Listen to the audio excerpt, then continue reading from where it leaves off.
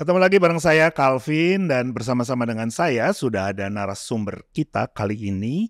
Sekali ini narasumbernya amat sangat muda. Saya panggilnya si K. Tapi supaya kita lebih kenal, kan katanya kalau nggak kenal nggak sayang ya.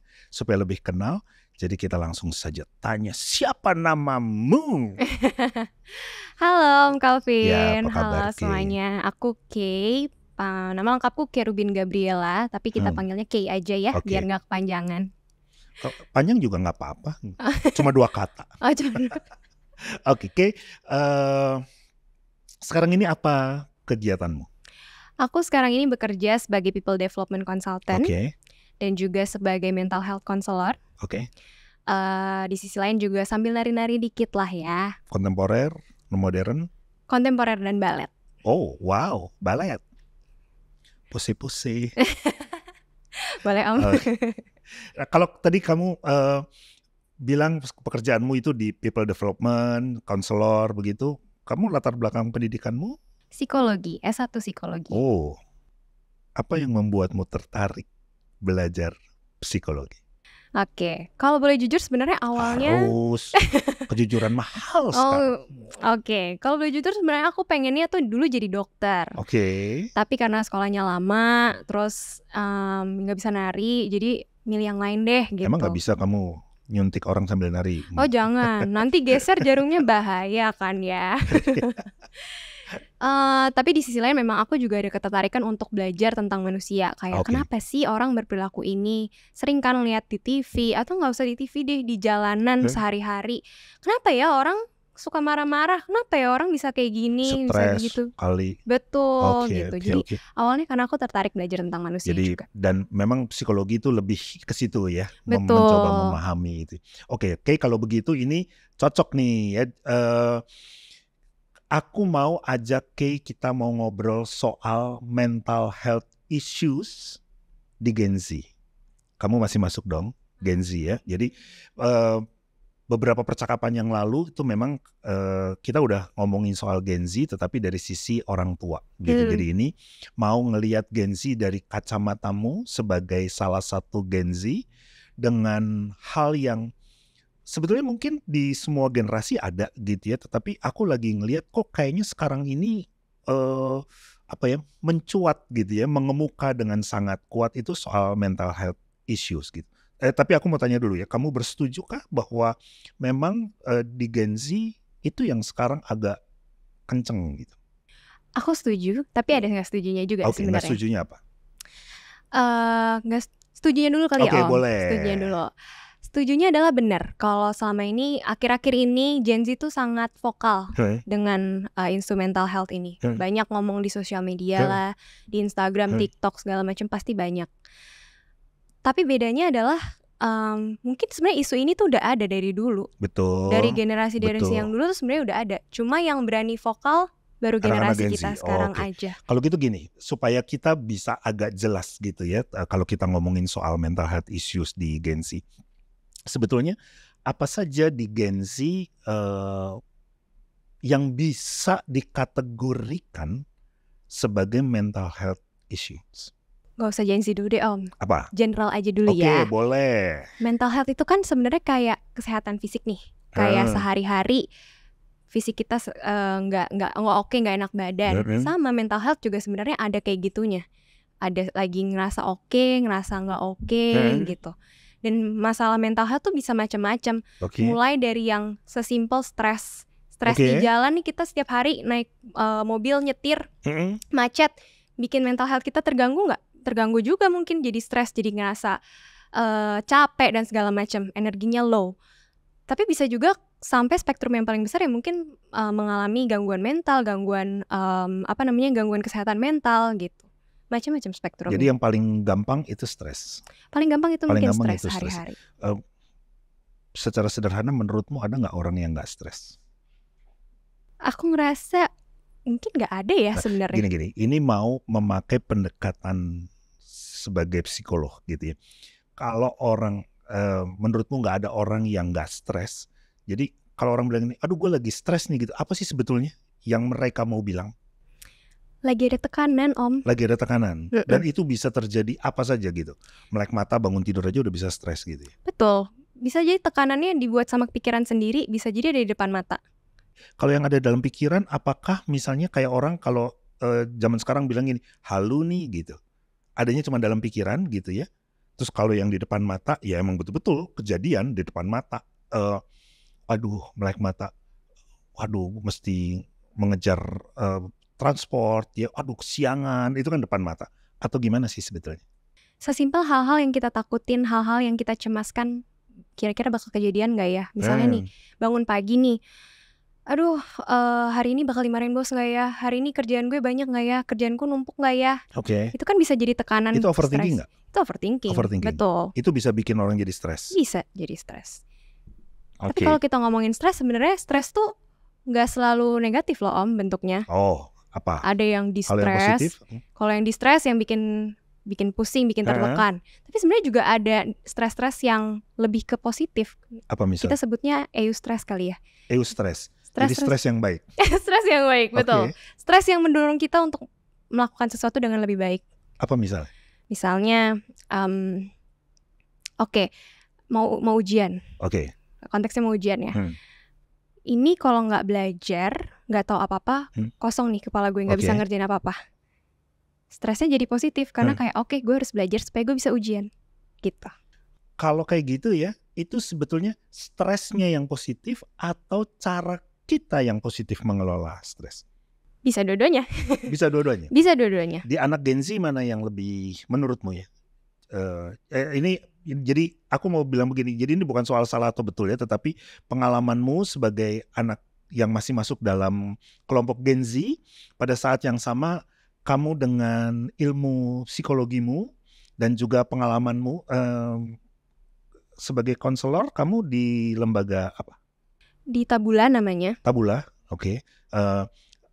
Sudah berapa lamakah kira-kira kamu menjalani? Di Tabula itu aku udah 2,5 tahun menjadi konselor.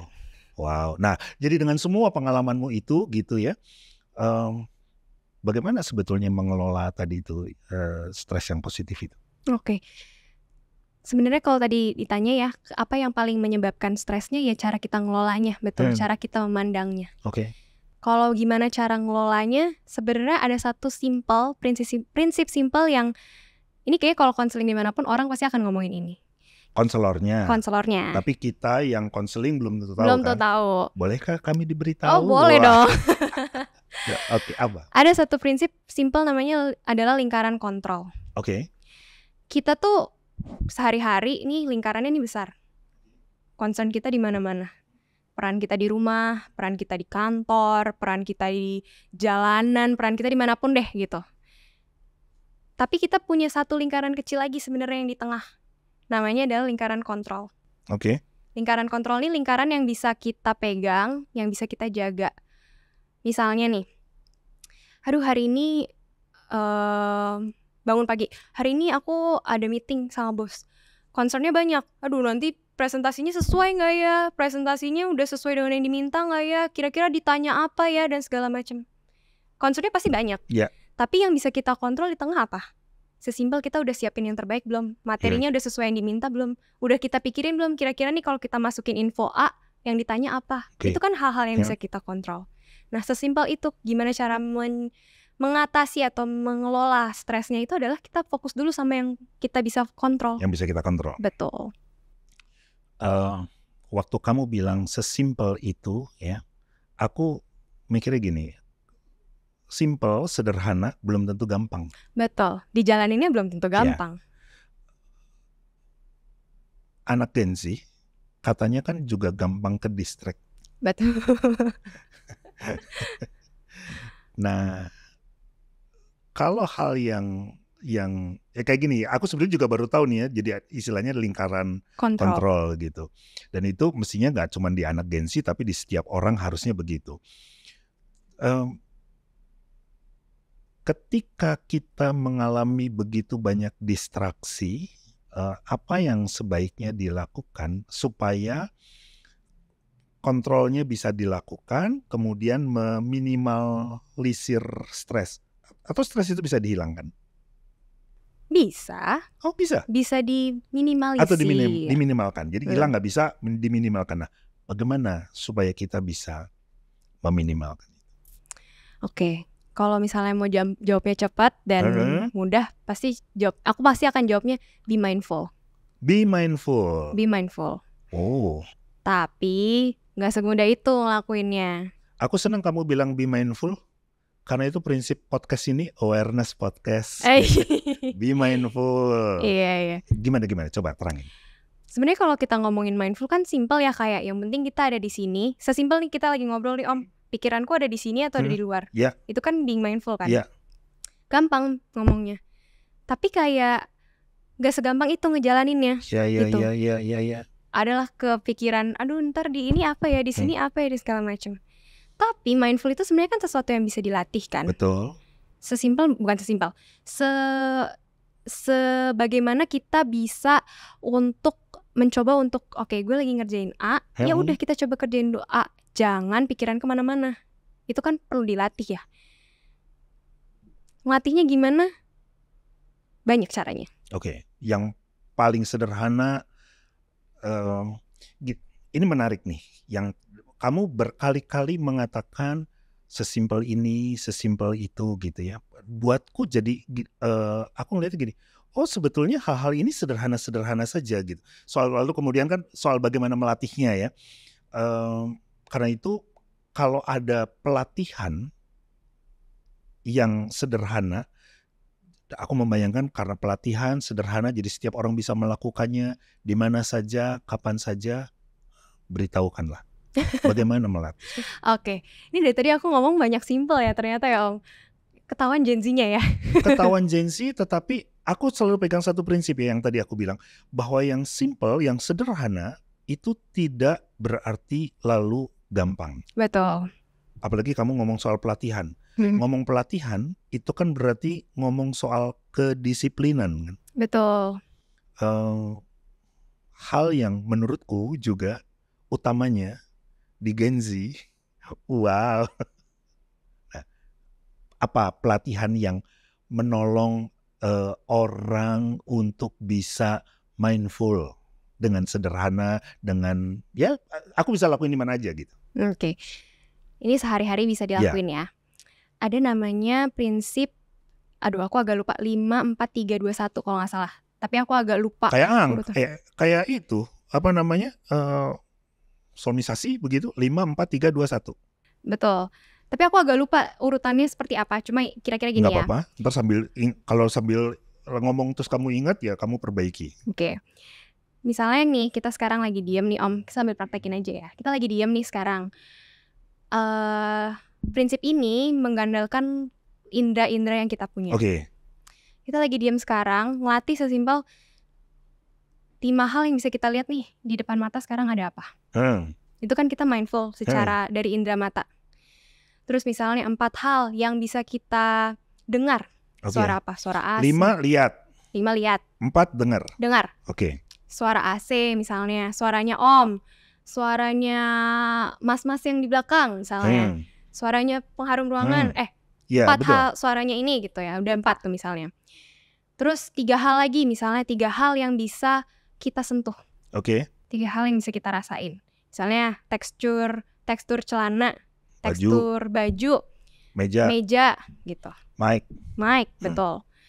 Terus habis itu yang 2 lagi, 2 hal yang bisa kita hirup. Oke. Bau apa yang bisa kita hirup.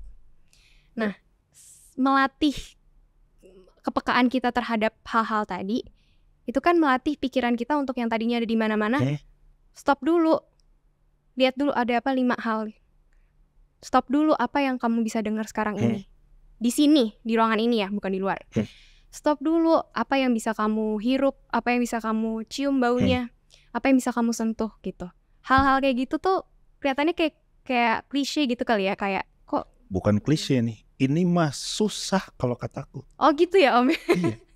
Oke, beda-beda mungkin ya, karena dulu aku pernah punya klien yang kayak gitu dan dia kayak kok gitu banget sih latihannya gitu. Tapi sebenarnya ini latihan simple yang kayak oke, kita bisa ada di sini gitu.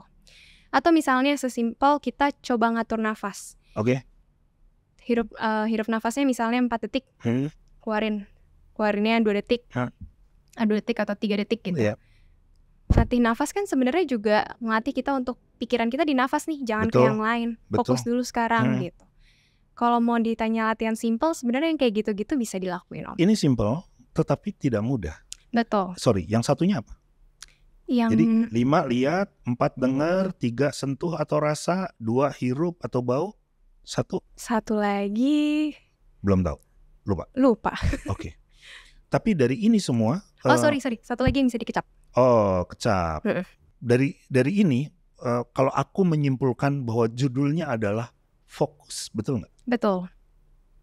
Dan itu yang tidak mudah. Betul. Ya. Nah, oke. Apa menurutmu bila ada? Apa menurutmu yang menjadi penyebab utama bila ada ya dari mental health issues di Gen Z? Oke. Kan macam-macam gini ya. Nih tadi ya stres lah, apalah gitu. Tuh kalau di squeezing gitu, ini loh nih penyebab utamanya gitu. Ada nggak? Kalau ada apa? Aku nggak mau bilang ada penyebab utama satu doang, karena banyak banget faktornya. Oke. Apa misalnya?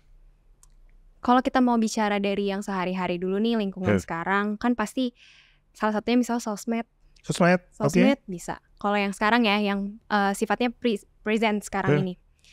Kalau misalnya ngomongin dari masa lampau, mungkin dari pola asuh orang tuanya, dari pengalaman masa kecilnya, parentingnya, itu bisa juga. Kalau dari, ya mungkin kalau yang dari yang sekarang dulu ini ya, paling besar mungkin menurut aku salah satunya sosmed sih, yang paling menyebabkan banyak pengaruh lah ya ke kesehatan mentalnya Gen Z ini. Aku sorry potongnya. Aku pernah baca survei kecil kali ya, survei kecil yang bikin McKinsey. Dia survei 42.000 orang dari 26 negara. Gitu. Di Asia, Indonesia nomor 5 terbesar, terbanyak anak-anak Gen Z menggunakan sosmed gitu. Nah, apakah kalau kamu bilang sosmed itu dia memberi dampak negatif? Atau positif? Atau both of? Both.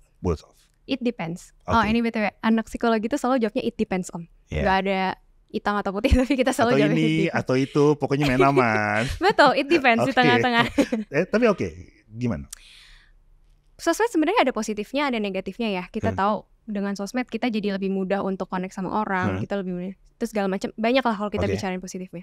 Tapi kalau kita bicarain negatifnya juga banyak gitu. Salah satunya adalah gimana kita sehari-hari tuh jadi berkompetisi di sosial media. Gak pernah dong Om, jarang dong kita ngeliat di sosmed orang nge-upload, nge-post sesuatu yang ini konteksnya gue lagi gagal nih. Itu jarang dong. Jarang kan, biasanya yang bagus-bagus kan yang ditampilin. Jadinya gimana, jadinya kita yang lihat juga, dia udah bisa gini nih, gue juga harus bisa gini nih. Betul, ada jealousy mungkin, ada ngerasa ingin compete. Pada titik compete sebetulnya baik ya. Betul. Karena kan itu bisa mendorong orang untuk kalau dia bisa kenapa gue enggak. Betul. Misalnya kayak gitu ya. Tetapi balik lagi ke medsos, dalam hal menyumbang tadi ya mental health issues di Gen Z, medsos itu secara umum lebih banyak menyumbang negatifnya atau positifnya? Sepanjang yang kamu tahu. It depends. Depends juga. Depends, tapi depends on apa? Depends on how we see and how we perceive all the information yang kita terima ya sebenarnya. Gini, kemarin waktu zaman-zaman 2 minggu yang lalu deh yang pada banyak turun ke jalan, yang isu politik, MK dan segala macam itu, aku baca satu artikel yang bilang kita ngelihat orang berkoar-koar di sosial media aja itu bisa bikin stres, bisa bikin mental health kita terganggu. Jadi sebel gitu. Jadi sebel gitu. Jadi sebel atau bisa jadi termotivasi untuk ikutan? Bisa ikut motivasi, bisa juga malah jadi kayak, aduh keadaan tuh lagi kacau banget sih, keadaan tuh lagi nggak baik-baik aja. Gue juga jadi ngerasa nggak nyaman untuk sekarang ini, di tempat sekarang ini gue tidak merasa aman dan nyaman. Gitu. Tadi kan kamu bilang it depends on how we perceive. Gitu ya. apakah itu ada kaitannya dengan pola parenting?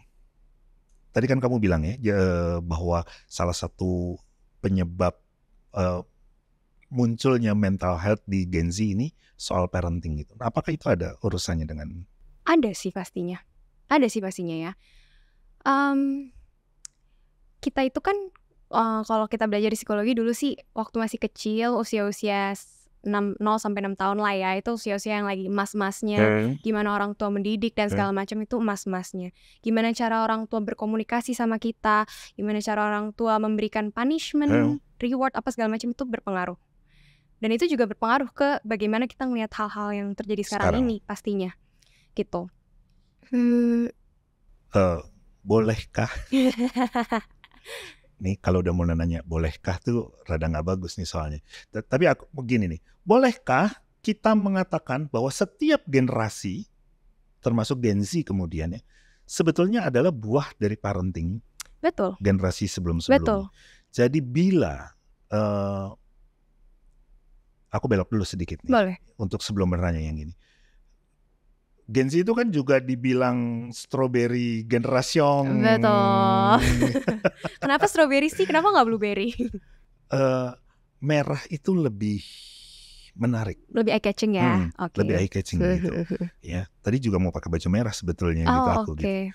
Cuman lagi rame kan yang merah ya. Jadi ya udah nggak usah pakai yang merah dulu. Merah tuh lebih eye catching gitu, lebih menarik. Sebelum kamu menjawab atau sebelum aku masuk ke pertanyaan yang sebelumnya itu, kamu bersetujukah dengan stigma generasi strawberry itu buat kalian di Gen Z? Karena kenapa dibilang strawberry cakep di luar keren, dipegang lembek gitu ya. Nah, kamu bisa berterima dengan itu? Ada setujunya, ada enggaknya. Setujunya apa, enggaknya apa? Oke. Setujunya, somehow aku setuju karena banyak aku ngelihat orang-orang, teman-teman gitu yang kayak yang Gen Z nih ya? Yang Gen Z ya, yang aku juga jadi gemes kayaknya, kok gitu banget sih gitu. Tapi di sisi lain juga kadang-kadang jadi berefleksi ke diri sendiri, aduh aku gitu nggak ya gitu. Tapi setuju karena ada gitu, karena yang kayak dikit-dikit dimarahin bos resign itu kan banyak ya Om. Aku nggak bisa nutupin kayak aku pun ngelihat itu terjadi gitu, kayak diomelin sedikit besok mau resign, diomelin sedikit segala macam gitu. Itu pasti ada dan nggak bisa bohong itu ada. Di tempatku bukan cuma besok. Pagi dimarahin, sore resign. Oh iya? Nggak pakai one man notice? Nggak pakai sekarang gua mah cabut gitu. Few hour notice ya. Oke, terus betul ada kayak gitu. Tapi di sisi lain aku juga jadi bertanya-tanya, kayak bukan bertanya-tanya sih ya, mungkin lebih kayak mikir sebenarnya nggak cuma Gen Z kali ya yang mungkin punya flaws. Setiap generasi kan pasti punya flaws. Pasti punya. Tapi kenapa di Gen Z ini jadi kayak yang ini sekali gitu loh. Ya, kenceng amat begitu. Karena dikasih platformnya. Nah, jadi baru sekarang ke pertanyaan sebelum nanya yang tadi itu. Kalau kamu bilang dikasih platformnya, artinya kamu khususnya ya. Ini bukan soal salah betul ya, ini bukan soal salah betul. Tetapi kamu sebagai Gen Z, juga orang yang belajar psikologi, kamu mengamati tentu, syukur-syukur kalau kamu bikin survei sebetulnya baik. Tapi kamu melihat bahwa memang platform dari orang tua para Gen Z ini yang kemudian ikut memberi kontribusi sehingga anak-anaknya jadi kayak begitu gitu ya. Jadi tadi itu jadi lemah, bagus di luar tapi jadi lemah, mudah menyerah gitu istilahnya atau apa ya? Oke. Kalau kita ngomongin soal parenting orang tua ya, aku mengamati mungkin ada perbedaan cara parenting juga ya dari generasi ke generasi. Kalau kita ngomongin soal Gen Z sekarang ini yang dikit-dikit resign, dikit-dikit ngomong, satu karena ada platformnya, mereka bisa ngomong seenaknya, mereka di-encourage untuk berani ngomong gitu. Berani bersikap. Di sisi lain di belakangnya mungkin ada pola-pola parenting dari orang tuanya juga yang berpengaruh ke sana. Misalnya gini, aku nggak tahu ya dulu seberapa, mungkin zamannya Om atau zaman generasi sebelumnya. Kalau misalnya Sesimpel anaknya jatuh. Ya. Apakah langsung diangkat, dipegang, ayo naik sini mama bantuin gitu, atau kayak ya bisa naik sendiri gitu, Diamin aja gitu ya. diamin aja, ayo naik sendiri bisa, Ya. ayo naik sendiri gitu. Mungkin dulu polanya ada yang kayak gitu, mungkin Ya. dulu anaknya banyak segala macam, mungkin nggak sempat ya untuk kayak anak jatuh dinaikin gitu segala Malah macam. dimarahin makin gitu. Yang Iya. bener makanya kalau jalan. Iya betul. Jadi dari kecil tuh udah terlatih mentalnya kuat, terlatih untuk bangun sendiri gitu. Iya. Sedangkan mungkin yang generasi sekarang ini banyak nih yang kayak orang tuanya dikit-dikit, contohnya ya misalnya anaknya jatuh, ayo sini dibangunin gitu. Sedangkan kan mereka harusnya belajar untuk bangun sendiri, untuk berdiri sendiri, untuk kayak mencoba segala sesuatunya sendiri gitu. Pola asuh seperti yang tadi kamu cerita ya untuk anak-anak Gen Z sekarang itu ikut memberi sumbangsih betapa lemahnya, bila tidak semua anak Gen Z, tetapi katakanlah betapa lemahnya anak Gen Z berhadapan dengan persoalan terus jalan keluarnya bunuh diri. Suicidal thoughts itu kayaknya gede banget gitu. Betulkah yang aku amati? Betulkah itu yang terjadi gitu? Dan bila betul, apa menurutmu? Oke, kalau langsung berkontribusi pada suicidal thoughts, mungkin nggak selalu ya Om. Tapi memang banyak. Aku perlu akui sekarang ini banyak banget orang yang punya suicidal thoughts dan di-share ke sosial media. Nah itu loh juga. Ya, itu yang buatku gak masuk gitu ya. Itu kan sesuatu yang aduh apa sih ini gitu ya. Kok dengan enteng aja ya lu share di media sosial. Dan sampai sorry aku yang jadi emosi ya. Gak apa-apa Om, ini curhat ya sekalian. Iya tapi maksudku gini, aku melihat ini sebagai sesuatu yang mengerikan. Bila itu ternyata betul begitu ya. Kalau ternyata betul yang tadi apa katakanlah semacam kecurigaanku begitu, apa yang menurutmu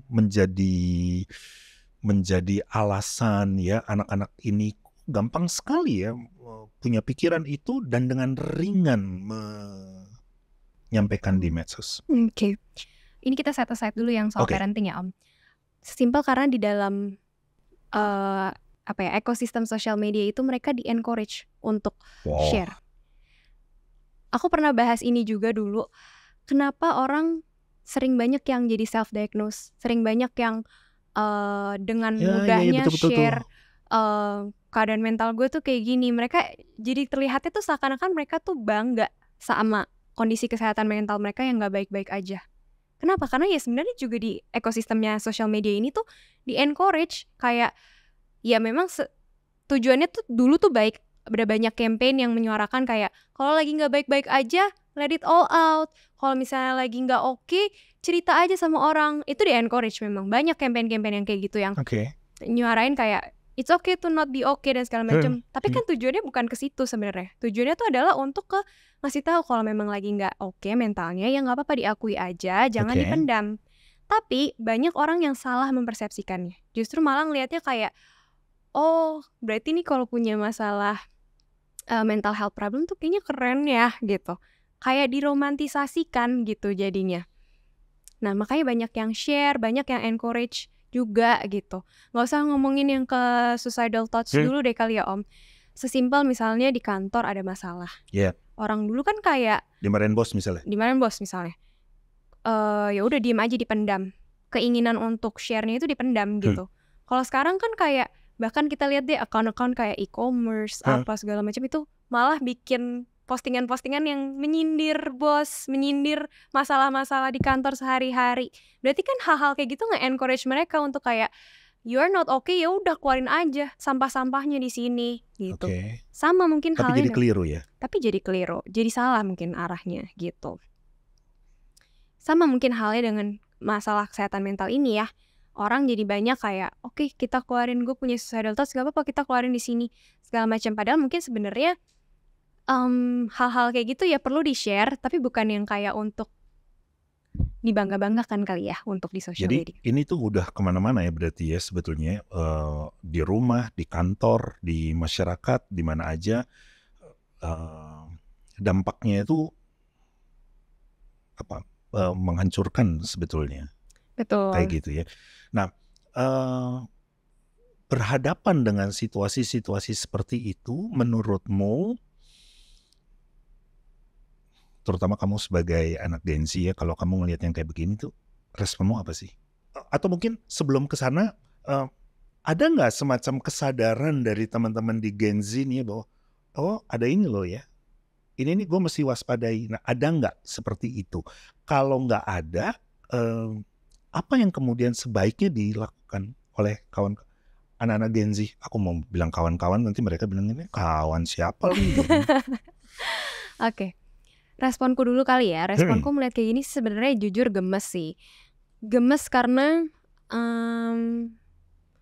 kok salah sih persepsiinnya gitu. Kok tidak dengan bijak sih menggunakan informasi yang ada? Kok nggak dengan bijak sih menggunakan si sosial media ini? Tapi kita nggak bisa pungkirin, lo nggak bisa nyalahin. Setiap orang kan punya cara Preferensi pikirnya tadi ya. preferensi masing-masing gitu. Kalau ditanya misalnya apa yang sebenarnya harusnya baiknya dilakukan sama Gen Z?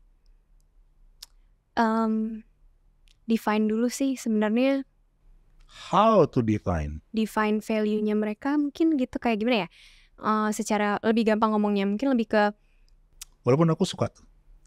ya? Iya, karena gini, kalau kita nggak bisa define, susah kan. Jadi nggak tahu nih apa sih gitu ya. Betul. Aku nggak tahu gimana mengungkapkannya dengan lebih mudah. Tapi mendefine value kita tuh sebenarnya mau kemana dan untuk apa? Define sesimpel define kita pakai sosmed tuh buat apa? Apa yang mau di-share? Kalau Itu misalnya value-nya. pakai, oke, kita bilang, buat apa ya lo pakai sosmed? Eksis. Kenapa mau eksis? Aku baru baca berita, dua kelompok, di berita sih dibilangnya geng ya, tapi aku mau pakai kata yang lebih positif aja gitu, karena kalau geng itu kan sudah dipersepsi buruk ya. Jadi ini ada dua kelompok anak-anak Gen Z yang bersaing terus, sampai sekali waktu ada satu kelompok yang memulai dia live di salah satu platform medsos ya, bicara negatif tentang kelompok yang sana, terus yang ini tahu, dia balas lagi, terus saling berbalas-balas begitu, dan itu live gitu, sampai kemudian mereka bertemu kopi darat, tapi bukan untuk bicara baik-baik, tawuran dengan senjata tajam, dan ada korban. Dan ketika ditanya oleh aparat, jadi ditangkap nih anak-anak ini, begitu ditangkap, ditanya oleh aparat, sederhana jawabannya, eksis. Gue lebih hebat dari lu. Jadi kalau bisa jadi kan ada anak-anak yang mendefine itu gitu ya. Kenapa lo pakai medsos? Eksistensi. Betul. Kenapa mau eksis? Karena ada egonya. Kita punya ego. Kita semua pasti punya ego. Kalau ditanya ego itu apa? Ego ya yang gimana dia membantu kita menghadapi realita, menghadapi dunia gitu kan ya. Di dalam diri kita semuanya pasti punya ego. Tapi gimana caranya supaya kita bisa temenan sama si ego ini? Atau ego ini dalam artian self-nya kita ya? Self-nya kita, betul. Gimana kita mau temenan sama egonya kita, atau kita mau jadiin dia musuh, itu kan pilihan kita sebenarnya. Kalau jadi musuh gimana? Kalau jadi teman gimana? Kalau jadi, dan dampaknya?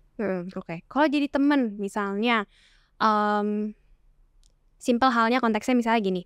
Kita tahu nih ada hal-hal yang kita mungkin belum oke, belum baik kalau di mata sosial atau di lingkungan sosial tuh belum oke. Ego kita ngebantu untuk kita jadi lebih baik. Apa ya contohnya ya? Misalnya aku ngerasa di rumah ya, yang paling gampang ya. Misalnya seberapa aku bisa mengekspresikan apa pendapatku ke orang tua misalnya gitu. Kan kalau misalnya di ego kita jadiin temen, kita belajar nih, oh berarti ada hal-hal yang gue harusnya lebih komunikatif, lebih terbuka untuk ngomong. Itu kalau jadi temen. Dia tahu kayak mana nih yang salah, mana yang masih perlu diperbaiki. Kuncinya di kamu ya, maksudnya di diri kita, okay. Di diri kita sendiri. Tapi kalau misalnya ego ini malah jadi musuh, dia malah menjerumuskan kita gitu. Kayak ego kan kayak membuat kita jadi pengennya kelihatannya baik terus ya di depan orang, kayaknya bagus di depan ini gue paling oke. Tadi misalnya dua geng yang berantem itu kan mereka egonya main ya kayak nggak mau kalah nih, gue paling oke, gue paling the best lah dari antara yang lain gitu. Kalau kita dengerin terus si egonya ini berkata-kata, bisa jadi kayak tadi misalnya dia ngebacok temennya karena dia ngerasa kayak gue harus kelihatan paling oke. Kalau misalnya masih ada dia, tidak gue musnahkan nih. Berarti ada yang lebih bagus lagi, ada yang lebih tinggi lagi gitu. Kompetitor. Betul, ada kompetitor. Makanya akhirnya si ego inilah yang perlu kita jadikan teman sebenarnya. Gak usah kita ngomongin soal yang tadi bacok-bacokan ya Om. Dalam kehidupan sehari-hari deh nih, anak-anak Gen Z sekarang kan lagi umur-umur 20-an, early 20, masuk 25 lah gitu ya, masih usia-usia quarter life. Lagi usia-usia kompetitif. Kalau lagi usia-usia kompetitif yang jadi concernnya kan sebenarnya adalah apakah gue udah maksimal di karir gue, apakah gue udah maksimal di jalan yang gue pilih di karir ini, gitu-gitu kan ya. Kalau misalnya ego kita jadikan teman, kita refleksi nih di antara orang-orang ini, apa nih hal yang masih bisa gue improve, apa yang enggak gitu. Contohnya itu. Tapi kalau misalnya ego kita jadikan musuh, bukan kita belum berteman sama si ego kita ini, kita tuh malah nggak jadi terlalu ngedengerin si ego ini bilang kayak, oh lihat deh si ini udah jadi gini, si ini udah jadi gini. Kita jadi terlalu berkompetisi, yang sebenarnya kompetisi nggak salah, tapi kompetisinya ini jadi negatif. Karena kita jadinya kayak semua orang kita compete, semua orang kita kayak I should be better than him. Gak akan ada habisnya. Him or her. Okay, I'm sorry. Yes, I should be better than him or her. Karena kalau misalnya kita gitu terus, gak akan ada habisnya Om. Karena kan banyak ya orang di dunia ini. Kita merasa kita udah ngalahin satu orang, kita ngeliat lagi yang di sana. Oh dia lebih ini, kita mau compete terus. Nah, sorry, potong lagi sedikit ya. Menurutmu selama kamu studi, ya dari katakanlah SD sampai kamu kuliah gitu. Apakah sistem pendidikan yang minimal yang kamu dapat ya, yang kamu lewatin gitu, memberi ruang, memberi kesempatan untuk kamu dan kawan-kawanmu punya tadi itu kesadaran untuk gue punya ego nih, lalu gue pilih dia jadi teman atau gue pilih dia jadi musuh gitu ya. Dan itu menolong kalian untuk bertumbuh lebih baik. Ada nggak begitu di dunia pendidikan? Di dunia pendidikan ini ya. Sejauh yang kamu udah jalanin. Sebenarnya enggak sih. Kalau misalnya kita ngomongin secara pendidikannya ya, jarang sih Om yang bikin kita sadar. Justru malah di encourage-nya untuk kayak jadi yang terbaik ya. Kalau sekarang aku nggak tahu ya. Dulu kan zaman aku masih SMP, SMA, SD gitu kan masih ada zaman-zaman sistem ranking.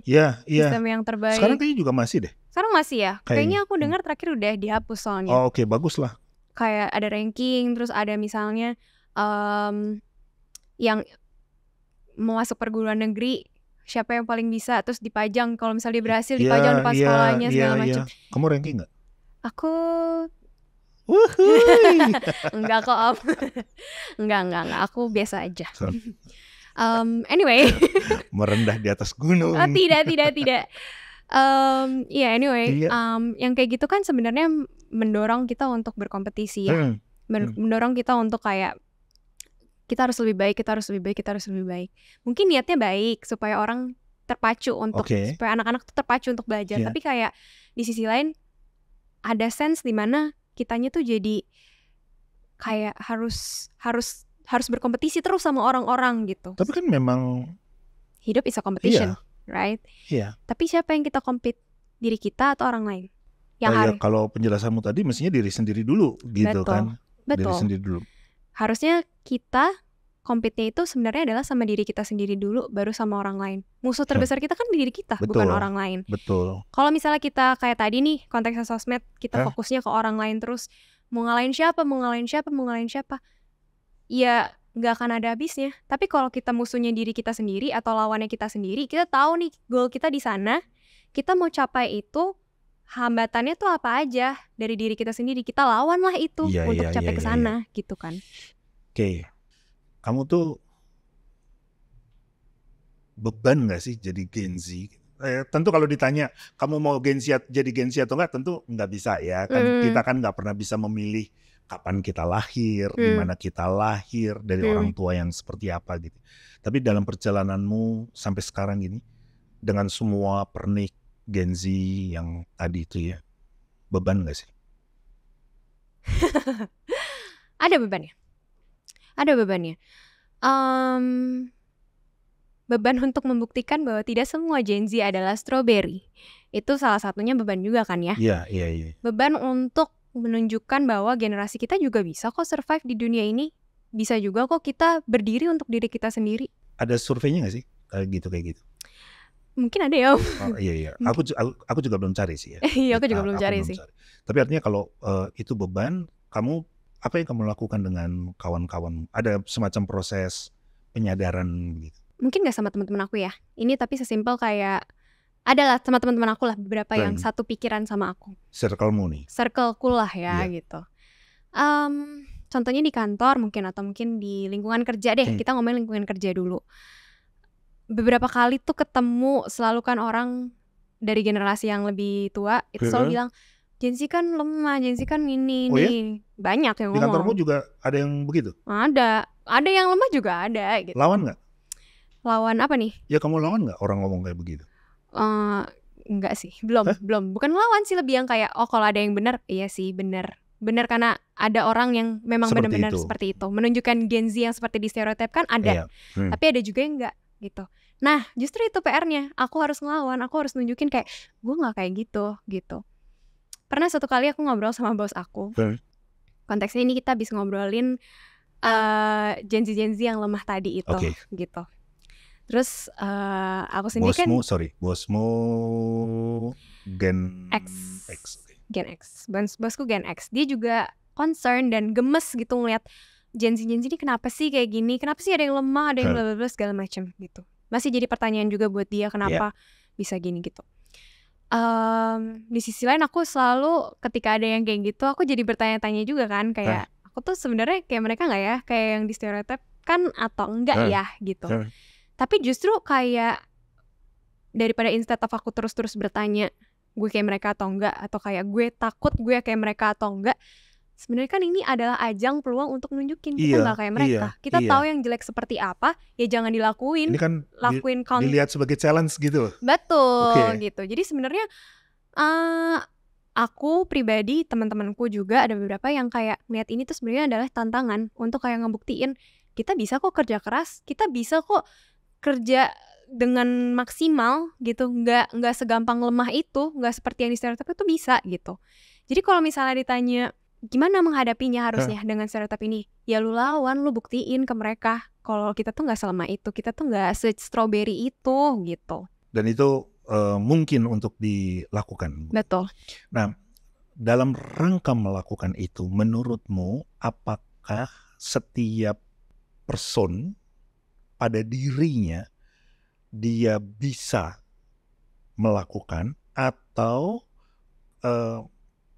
di Gen Z nggak bisa nih kalau cuma ngandelin person-person, artinya secara umum ya, butuh orang lain atau butuh lembaga. Oke. Ngambil lembaga enggak sih ya kayak Om. Tapi pada dasarnya setiap orang pasti bisa punya kesadaran ini. Setiap orang bisa untuk setiap Gen Z lah ya, bisa untuk punya keinginan untuk melawan stereotip ini, menunjukkan diri mereka kuat dan segala macam, pasti bisa. Pada dasarnya pasti bisa kalau mereka mau dan kalau mereka punya mindset yang tepat. Masalahnya sekarang ini seberapa kita pakai mindsetnya tuh mindset yang memang mau berkembang, mindset yang memang mau ngikutin nih, mau membuktikan diri bisa, atau mindsetnya kayak ya udahlah gue victim dibilang generasi gue strawberry, ya udahlah emang kayak gitu. Ngomong-ngomong, kan tadi kan kamu menyebutnya bahwa kamu jadi konselor di Tabula. dari 2 tahun lebih gitu ya, 2 tahunan itu kamu menjadi konselor, lebih banyak generasi apa yang datang berkonsultasi denganmu kalau boleh tahu? Rata-rata Gen Y and Gen Z sih. Gen Y, Gen Z. Nah, apakah sekarang ini di Jakarta khususnya ya, ada lembaga-lembaga yang semodel Tabula yang membuka ruang untuk teman-teman konseling? Banyak banget. Kalau sekarang mungkin kayaknya trennya aku lihat udah mulai menurun. Oke. Waktu kemarin pandemi tuh banyak banget komunitas-komunitas yang membangun sarana gitu ya untuk orang-orang konseling, baik yang secara gratis atau bayar gitu. Banyak banget sebenarnya. Apa yang membuat sekarang turun? Mungkin karena pandemi udah selesai. Karena kan sebenarnya dulu pandemi kan orang mungkin gak ada teman. Jadi cuma gara-gara pandemi? Enggak juga maksudku, sih. bukan cuma gara-gara, kalau aku bilang cuma gara-gara pandemi itu artinya pandemi itu memicu ini menjadi persoalan besar begitu, atau sebetulnya yang kayak tadi awalnya kita bahas, dari generasi ke generasi ya orang punya persoalan. Oke. Kalau terkait trennya mungkin sekarang menurun karena kan itu sifatnya online ya Om. Oke. Mungkin ya kayak udah mulai turun lah, jarang yang orang mau konseling online. Tapi kalau secara trennya mereka menyuarakan kesehatan mental atau punya awareness soal kesehatan mental, itu sebenarnya malah justru lebih naik sih sekarang dibandingkan dulu. Kenapa? Kalau misal ditanya kenapa? Karena dulu kan sebenarnya orang-orang tuh nganggep kesehatan mental tuh tabu ya. Kayak kalau misalnya punya masalah stres apa segala macam, mereka mendem, kayak malu, justru kayak aduh kayaknya gue aneh deh kalau misalnya punya masalah kesehatan mental gitu. Kalau sekarang kan enggak gitu. Memang sebenarnya banyak orang yang menyuarakan punya masalah kesehatan mental tuh nggak apa-apa. Kayak maksudnya banyak campaign-campaign itu gitu. Tapi kayak ya justru itu karena ada campaign-campaign itu, orang jadi lebih oh ya nggak apa-apa ya, it's okay to not be okay. Orang jadi lebih sadar kayak oh mungkin gue gini. Edukasinya juga semakin banyak kan sebenarnya di sosial media gitu. Tadi kan kamu bilang bahwa ada persoalan dengan kesadaran gitu ya. Dan orang berani ngomong sekarang. Pada saat yang sama aku masih melihat, masih mendengar, bisa keliru sih, tapi aku masih lihat, masih dengar anak-anak sekarang itu betul-betul justru kayak yang tadi ya, di satu pihak kalau urusan bunuh diri, nah ini aneh sebetulnya, di urusan bunuh diri mereka bisa terbuka begitu, tetapi di sisi yang lain mereka punya semacam perasaan insecure, misalnya tampilan, gitu-gitu ya. Tampilan sih yang kayaknya aku lihat di anak-anak, nggak tahu aku bisa keliru juga, tapi aku ngerasa kayaknya di mereka tuh kelihatan, kalau yang laki ya, kalau ada yang bilang nih jelek amat lo, waduh rasanya langit runtuh. Yang cewek juga kayak gitu, kayaknya gemukan deh lo gitu ya, tuh langsung aduh gitu. Betul nggak? Betul, banyak sih Om. Nah, kalau hal-hal itu yang sekarang ini juga terjadi, apakah itu paling nggak di tempatmu dalam pengalamanmu sebagai konselor, mereka datang juga dengan kasus-kasus seperti itu, begitu? Ada, aku pernah menangani kasus yang terkait dengan body image gitu, pernah ya. Aku ngeliatnya justru kasus-kasus yang kayak gitu. BTW skripsi aku dulu juga soal itu. Oh wow, oke, good. Jadi keinget nih tiba-tiba. Salah satu faktor sebenarnya terbesarnya sebenarnya balik lagi ke sosial media sih. Aku kalau boleh ngomong ya. Karena kan kayak sekarang gampang ya mau lihat OTD hari ini abis nge-gym ototnya udah jadi, langsung difoto, pamer betul, gitu kan. Betul. Ada rasa kita yang lihat orang lain kayak gitu kan, ada ngerasa kayak aduh gue gak sesuai nih sama standar yang ada di sosial media. Gue gak sesuai nih sama yang bagusnya di masyarakat, di orang-orang gitu. Dan hal-hal yang kayak gini kan yang sebenarnya bikin jadi insecure, bikin jadi kayak aduh kok gue jelek ya, aduh kok gue gini ya gitu. Sosial itu menentukan standar gitu. Betul.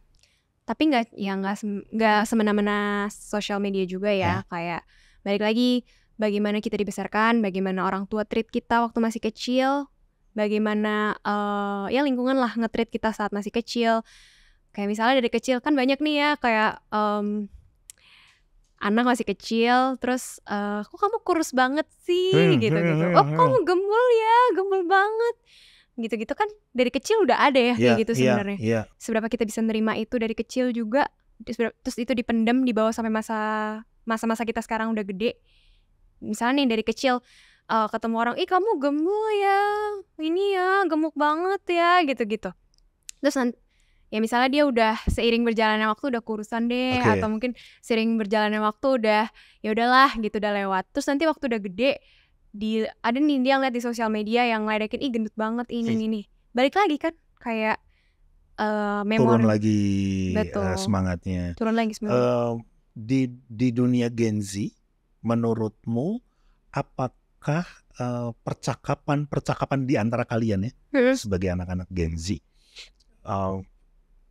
itu cenderung menggunakan kalimat bahasa yang asertif atau yang agresif? Oke. Kayaknya malah justru atau apa yang lain? Yang lain sih kayaknya ya. Apa? Di kalanganku kali ya. Ya maksudnya yang aku observe aja.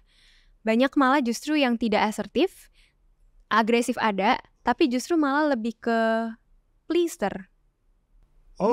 Lebih ke pleaser kali ya. Gak enakan gitu.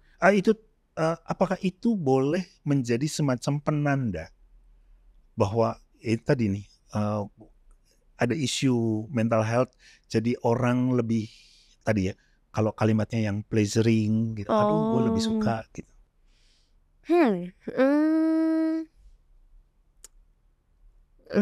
Kalau dikaitin ya gimana ya Om, aku nggak bisa ngomong itu ada kaitannya langsung ya, pasti kan butuh kayak penelitian dan segala macam. Tapi mungkin bisa jadi sih, karena kan kayak kita mau pleasing others karena kita nggak mau menimbulkan masalah sama orang ini kan. Kayak misalnya bisa jadi ya kayak nggak mau nimbulin masalah baru lah, atau menimbulkan suasana yang nggak enak lah satu sama lain gitu kan. Aku boleh bilang sungkanan gak sih kalian gitu? Ya bisa jadi sungkanan gitu ya, karena nggak mau nimbulin suasana yang nggak enak lah gitu. Kan ini artinya kita kayak semacam menghindar juga ya in a way. Menghindar dari masalah-masalah konflik, menghindari konflik yang akan terjadi. Bolehkah juga aku mengatakan bahwa itu semacam tanda kelemahan tadi ya secara mental gitu, nggak mau konfliktual. Betul gitu. Bisa jadi. Ini urusan waktu nih. Aduh. Ada sebel juga. Masih banyak sebetulnya. Tapi gini, jadi di ujung sebelum kita tutup, menurutmu dalam situasi ini tadi ya, jadi betapapun kan memang ada persoalan besar, persoalan yang harus secara serius bukan cuma diwaspadai, tetapi kemudian bagaimana caranya kita mengatasi. Nah, dalam rangka mengatasi mental health issues di Gen Z, menurutmu siapa saja yang mestinya terlibat? Secara aktif. Satu udah pasti Gen Z-nya sendiri. Yang ngalamin mereka yang harus berkontribusi terhadap kesehatan mentalnya juga mereka juga gitu. Tadi itu ya 54321 misalnya gitu ya, lingkar kontrol. Mereka yang bisa ngontrol itu ya harusnya. Mereka yang punya kesadaran, mereka yang mau menjalaninya gitu. Tapi aku nggak bisa memaksakan juga, kayak perlu peran-peran orang-orang di sekitarnya. Jadi Gen Z-nya sendiri. Terus orang lain siapa? Orang lain misalnya ke orang tuanya, sesimpel orang tua, sesimpel lingkungan di kantornya gitu. Menurutmu, walaupun aku setuju ya orang tua mestinya juga terlibat, tetapi dengan kondisi sekarang tuh artinya kita lihat bahwa sekarang ini kan orang tua cenderung dua-duanya kerja, sibuk, anak-anak juga sibuk ya. Dengan kondisi orang tua seperti sekarang ini, apakah kamu pribadi masih menaruh harap pada para orang tua bahwa mereka mau terlibat untuk menolong anak-anaknya yang Gen Z bisa menjadi anak-anak yang lebih tough? Ya, aku menaruh harap pasti ada. Tapi aku lebih menaruh harap sebenarnya pada orang tua untuk generasi berikutnya juga ya. Oke. Untuk lebih Jadi para orang tua di generasi berikutnya. untuk orang tua yang di generasi berikutnya juga ya. Kalau mungkin ya sekarang Gen Z udah pada gede, udah mulai pada gede dan segala macam. Ya orang tua mungkin nggak bisa menaruh banyak. Oke. Tapi orang tua yang sekarang yang anaknya mungkin masih kecil. Jadi generasi alpha ya. Alpha mungkin. Ya atau sebenarnya orang tua yang sekarang juga bisa sih ya. Intinya orang tua yang masih memegang anaknya lah ya, dalam memegang anaknya sekarang ini perlu tahu lah kayak seberapa jauh mereka harus bisa support si anaknya ini yang berpengaruh ke kesehatan mentalnya. Di sisi lain juga tahu seberapa banyak challenge yang perlu dikasih ke anaknya. Bagaimana mereka bisa tahu itu semua? Jadi maksud gini, dari mana supaya mereka tahu, oh gue bisa baca ini, gue belajar dari sini, gue belajar dari sana, begitu. Medsos lagi? Medsos banyak sih yang dikit ya sebenarnya. Maksudku gini, jadi bagaimana kita bisa memilah dan memilih, oh gue baca yang ini nih, yang oke punya, yang ini gue jangan baca, begitu. Ada tips darimu? Oke, tips untuk para orang tua. Untuk orang tua ya. Kalau misalnya di sosmed banyak sih memang berita yang kayak agak-agak nggak benar arahnya. Ada juga yang benar. Pandangan kan juga macam-macam ya sebenarnya.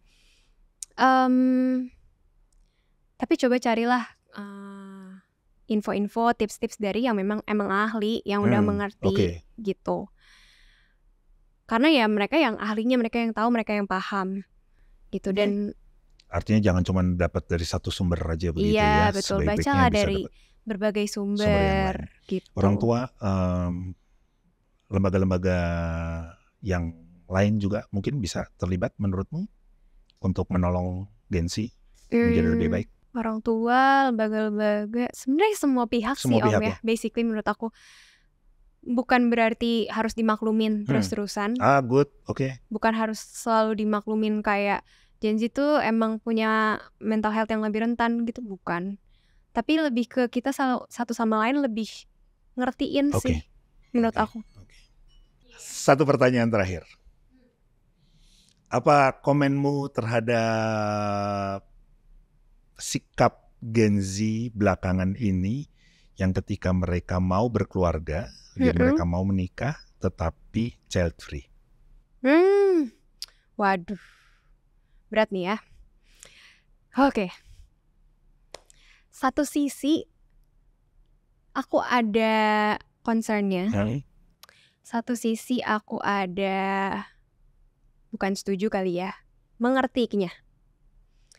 Concernnya dulu ya.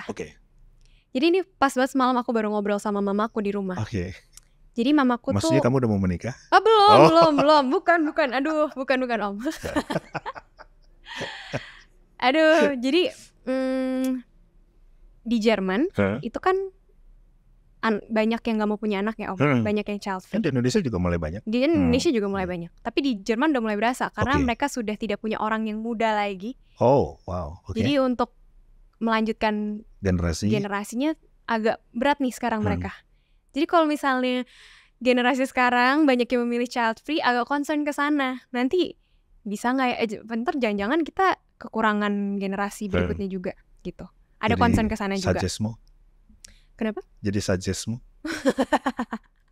Gitu. Tapi di sisi lain aku juga jadi mengerti kenapa. Why? Mereka mungkin adalah orang-orang yang tidak mau mengulangi kesalahan orang tuanya dulu lagi ke anak-anaknya mereka. Mereka tidak mau menciptakan generasi yang lebih buruk lagi gitu. Tapi sebenarnya caranya ya bukan cuma satu, yaitu nggak mau punya anak. Tapi kan sebenarnya caranya adalah kita benerin diri dulu. Makanya kan kayak banyak orang yang mau nikah ada marriage counseling dulu. Kalau di gereja juga kan banyak yang ada. Sekarang ada tuh bina-bina pranikah lah istilahnya. Bina pranikah, betul gitu.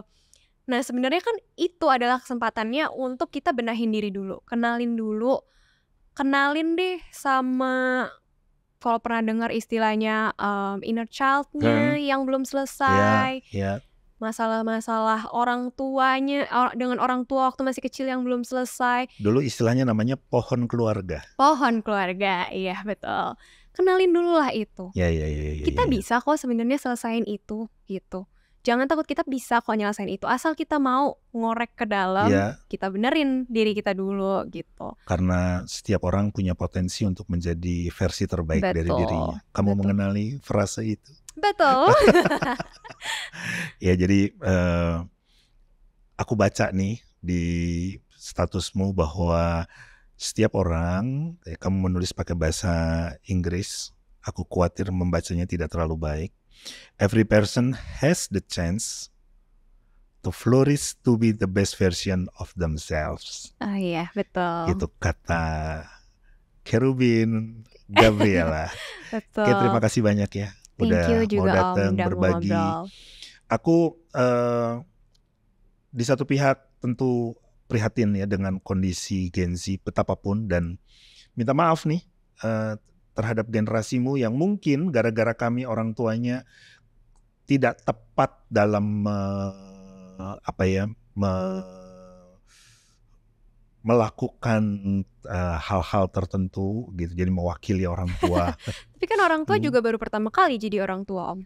Ya, dan memang tidak ada sekolahnya, tapi somehow ya bila ada hal-hal yang itu mungkin kami harus bebenah begitu.